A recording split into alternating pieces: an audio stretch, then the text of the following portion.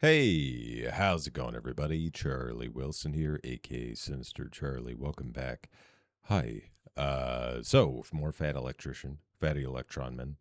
The Watermelon War, America's stupidest international incident. I don't know what this is. Really trying to figure that one out. It's a weird title and. Huh. All right. Well, please like and subscribe. It'd make my day, and it'd make the world go yay, yay, yay. Go. All right, fair warning. This one's gonna get weird. All right. Quack. Today we're talking about the Watermelon War, that time that America and Panama had an international incident Of over a course. slice of watermelon. I should have guessed it's South America, or at least Central America. Maybe Del Monte has something to do with it, I would assume.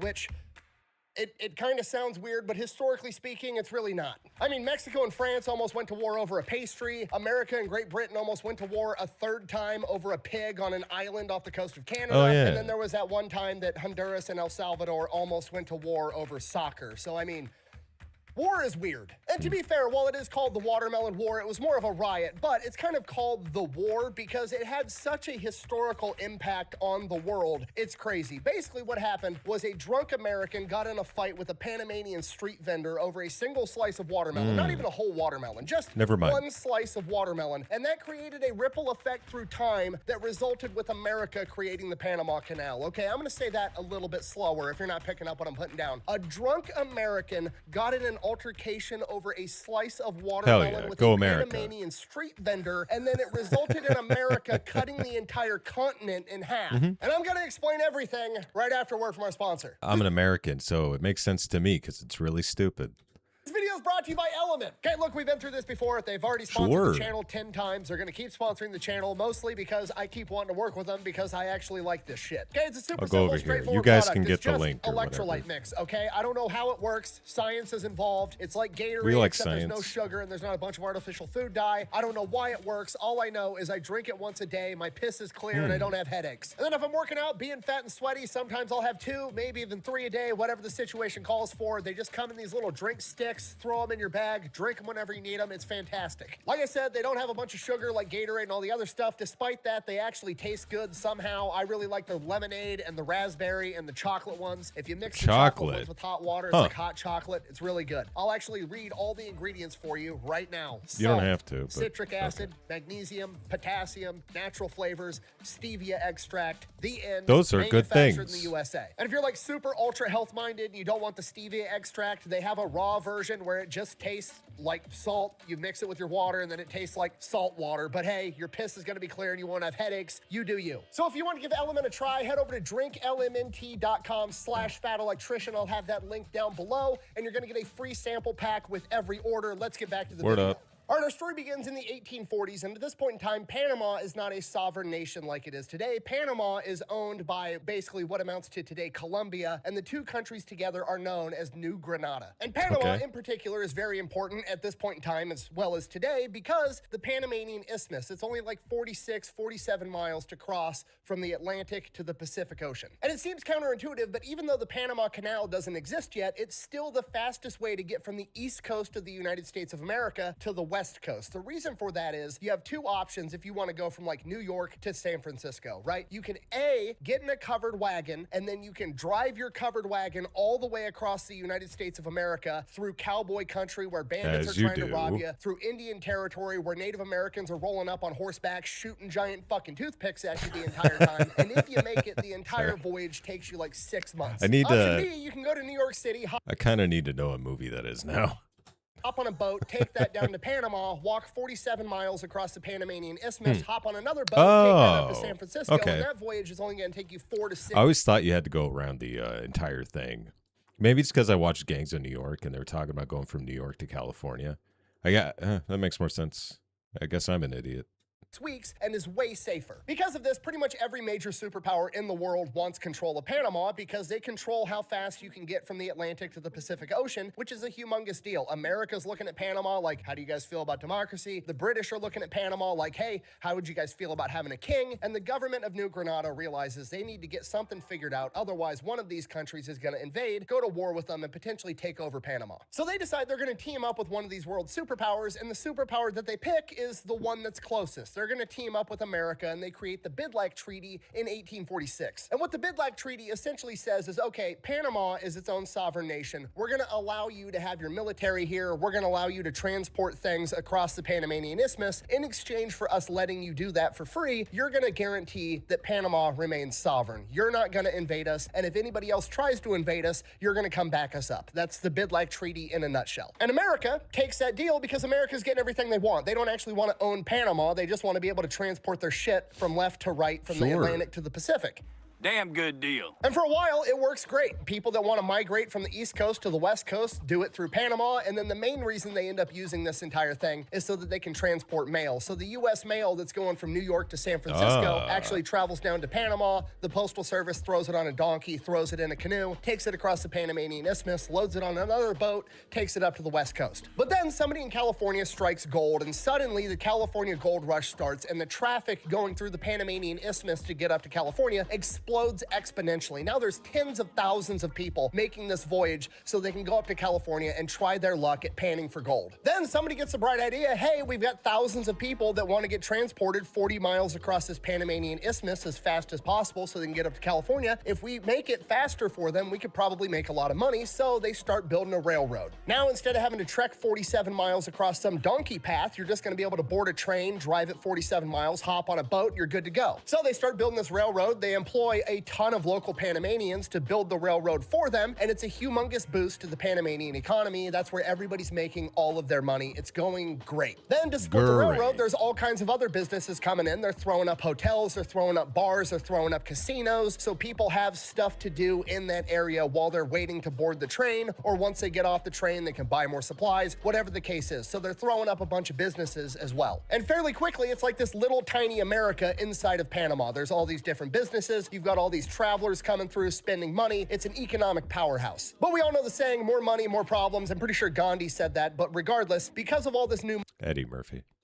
money coming in, people and organized Eddie crime Murphy, come in to Gandhi, take same advantage thing. of it, and there's a bunch of Panamanian bandits that are robbing people and disrupting the construction of this new railroad, so that pisses off the railroad company. So the railroad company hires a guy to solve the problem, a guy by the name of Randolph Runnels, who was a Texas Ranger up until this point. Just for the record, everybody thinks a Texas Ranger is like some weird state of Texas version of like the FBI, which today it kind of is, but My parents used to watch that show all the time. Still holds up, honestly. back in the day, the Texas Rangers were basically Green Berets. These were special forces dudes that were going out into the wilderness and fighting off Native American tribes using guerrilla warfare tactics. These were not the guys that you wanted to fuck with back in the day. You come to the wrong place to dog wade, boy. That's right, old man. Watch those fancy shoes. I don't even know what this is. I like Woody. Real mess. You get I like point Woody, blank, though. but I'm happy to do it for you. So Randolph Reynolds and his boys come in and they start capturing and killing all of the bandits. So much so that the locals end up referring to him as El Verdugo, the hangman, and everybody's absolutely terrified of him. He's notorious. And that pretty much puts a kibosh to all of the bandits. And then the railroad gets finished and all of the local Panamanians that were building the railroad get laid off and basically get told, okay, thanks for building our shit, now fuck off. That's so now the messed up. railroad's making a ton of money. All these local businesses supporting the railroad that are also owned by Americans, bars, saloons, the whole nine yards, they're all raking in a bunch of money as well. And the Panamanian locals have just kind of been kicked to the curb. There's like this little America that they're no longer allowed in. They can't afford the property there. They can't live near it. They're no longer reaping any economic benefits of it. And because of this, there's a lot of resentment from the locals towards this new American business, which, to be fair, completely understandable. They built the fucking railroad and now they're not benefiting from it at all. And to be fair, I have no historical evidence to back this next part up. This is me assuming a couple of things, but I'm going to go ahead and assume that the Americans that were coming through and traveling weren't super respectful of the local Panamanians, because you got to realize I would imagine. It's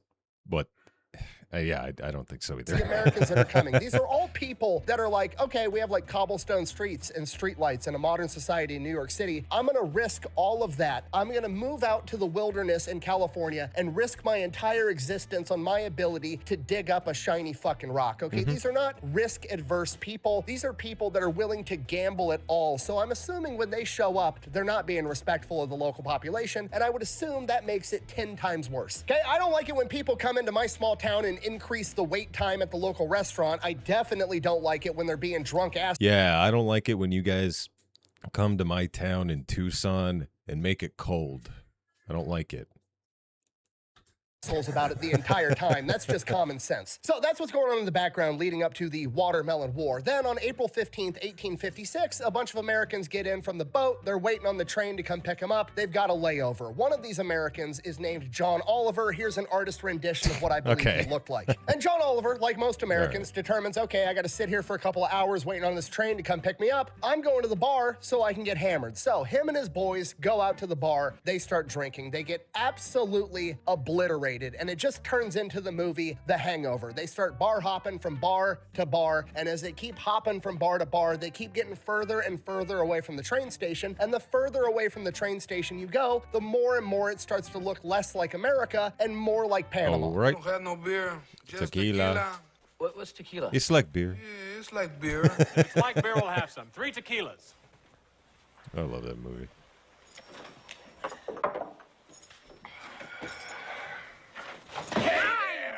Now, somewhere along the line, they cross paths with a Panamanian street vendor that's selling slices of watermelon by the name of Jose Luna. And depending on which source you want to read, there's two different versions of what happens next. Version number one is that John Oliver is being a drunk asshole. He walks up, grabs a slice of watermelon from Jose's cart, just starts eating it, and refuses to pay. Version number two of the story is that Jose Luna kind of does the tourist trap thing where the local street vendor comes up and like makes it seem like he's giving you a gift for free, and then after you put it on or you start eating it, he then expects you to pay him. Regardless of which version of that story it was, the fact of the matter is Jose Luna now believes that John Oliver owes him a dime for this slice of watermelon, and a dime for a slice of watermelon at this point in time is an outrageous sum of money.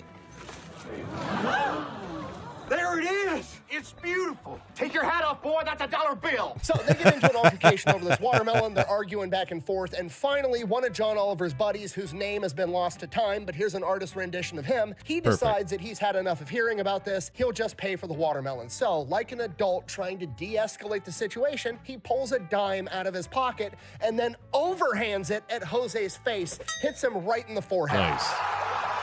At this point, Jose, pissed off, pulls out a knife, to which John Oliver, being the American in the situation, does what Americans do and pulls out a gun. So now we've got a standoff. Okay, things are tense. Everything is frozen. We've got a knife. We've got a gun. They're standing there. Everything's going fine. Everything's going great. This is the point where everybody's like, okay, you got your dime. We're gonna leave. We're clearly the assholes here. Everybody can just go about their merry way. But then one of Jose Luna's buddies, whose name also has been lost to time, so we're just gonna go ahead and call him Hose B. Hose B jumps in and tries to grapple the gun away from John Oliver, and during this altercation, the gun goes off and shoots an innocent bystander. That's not good. You mother... And that's it. It's done. This is the match that lit the powder keg. We've got like a decade of racial tensions. All right, now I get it.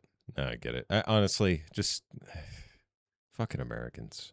Between the locals and the Americans, and an American, whether he did it intentionally or not, just shot a Panamanian, and within a minute, the entire thing just devolves into a massive riot. Panamanians are coming out of everywhere with clubs and rocks and sticks and knives and machetes and whatever else they have, and just start beating the shit out of the Americans. And the riot just keeps growing. I think and that's growing justified. and growing, and eventually they're in the American part of town. They're looting and destroying all of the American businesses, the bars, the hotels, all of it. They're destroying and stealing absolutely everything. The Americans don't know what to do, so they all fall back to the train station. They barricade themselves inside, and they're sending out telegrams asking for help, and those get cut short because the Panamanians start ripping down the telegram lines. They rip up one of these phone poles and start using it as a battering ram, trying to get inside the train station. They're gonna kill absolutely everybody. Then the Panamanian cops show up. The Panamanian cops are kind of like this middle ground of like, they're Panamanian, they're probably also very frustrated with America being drunk assholes inside their country all the time, but also they're working for the... I got that a lot when I was in Greece. I was in Greece. That was my first duty station. Duty. But I was in Greece, and yeah, those cops did not like us. And if you if you had to deal with the cops as an American, you're probably going to have to pay them off. Yeah, it's not pretty with foreign police. City. They don't put up with that understands shit. that's bringing in a ton of money, so they kind of have a vested interest in just squashing the entire riot. They're not really gunning for the Americans like everybody else. Yet, as the Panamanian police are trying to break up this riot, one of the Americans from inside the train station shoots out the window and shoots one of the Panamanian cops, at which point the Panamanian cops are like, oh, hell no. So now the cops are on Team Riot, and just as it's starting to look like they're gonna break into this train station and it's gonna be a massacre, a train pulls up. Okay, it wasn't there. Don't know exactly what went down, but in my head, I imagine this train slowly rolling up and coming to a stop, and before the doors open, the whole mob has just like stopped, and they're now looking at this train like Americans just showed up. We're gonna beat their fucking ass. And then the train doors open, and out walks El Verdugo. Fucking Randolph Reynolds and all of his Texas Ranger buddies walk out with guns, aim them at the mob, and Randolph Reynolds says, drop your weapons. At which point, the Panamanians drop their machetes, their sticks, their rocks, their clubs, whatever they got, and they just fucking run. They're already scared shitless of this guy. He's a living, notorious legend. They take off. The riot is over. The smoke clears. 18 Americans have been killed. 2 Panamanians have been killed. A bunch of American businesses are Hey, that's a draw. That's a wash, you know? It's just all go home. destroyed. They were ripping up the railroad tracks. They ripped down all the telegram lines. It's a complete disaster. But it's not over yet, because the American government hears about what happened, and they have the typical American government knee-jerk reaction, and they send in the Marine Corps. All right, then. That's awesome. The Marines land in Panama 3 days after the watermelon riot, which is outrageously fast considering how long it takes for any communication in the 1840s. So the Marine Corps gets there, nothing really happens, they never fire a shot. Basically, the entire thing is over by this point in time. However, now the government of New Granada is pissed off that America just sent its military into their country. Like, that's an act of war. This is kind of a big deal. So the government of New Granada is like, you can't have your military in our country. To which America pulls the Uno reverse card, and they're like, actually, we can. We've got the Treaty of Bidlack that says we can have our military here to secure our own affairs, which is exactly what we're doing. To which the government of New Granada is kind of like, shit, they got a point. Okay, fine. The military can be here, do whatever you gotta do, and then get out. America, in typical American fashion, then doubles down and is like, by the way, whether it's our fault or not, whether we started this fight over a slice of watermelon, you guys destroyed a bunch of our stuff, the New Granada government is gonna pay for it. They fold, they agree to pay America $400,000, which is a ridiculous amount of money at this point in time as a settlement between the two. And then America triples down and uses this as an excuse to create American military bases on the islands right off the coast of Panama. All right. So now America has military bases right off the coast of Panama. Wow, I didn't know that. That was very crazy. And they have the diplomatic justification to be able to use their military anytime anything is going on the Panamanian Isthmus that they don't like, which they end up using and deploying the Marines like 15 more times over the course of the next 5 decades. So now we're in the early 1900s, 1903. America's got a president by the name of Teddy Roosevelt. Oh, Rough Rider. Here I come. Oh, here I come. And Teddy Roosevelt decides he wants to build the Panama Canal. He wants to be able to drive his boats right through Panama to go from the Atlantic to the Pacific and vice versa. And that's what he wants. So he goes to the Colombian government. The New Granada government has been renamed to the Colombian government somewhere within the past 50 years. It's the Colombian government now. Doesn't matter. So he goes to the Colombian government and asks for a treaty so he can build the Panama Canal. And the Colombian government refuses. Oh, no. All right. Which is a bold strategy considering that Teddy Roosevelt's most famous quote is, "Speak softly, but carry a big stick," which is literally a reference to you should always use diplomacy first, and if diplomacy doesn't work, you should use force. And at this point in time, a lot of the Panamanians were really upset with the Colombian government because Greater Colombia kind of treats Panama like a backwater. They're not investing in infrastructure. They're not really treating them as an equal part of the country. So there was a lot of resentment built up there. So Teddy Roosevelt goes in and is like, basically, hey, look, if you guys have a revolution, America's gonna back you, which is kind of the nudge they needed. So they start a revolution trying to get their own independence from Colombia, and Teddy Roosevelt sends the American Navy and gunships to block Colombia from sending any reinforcements.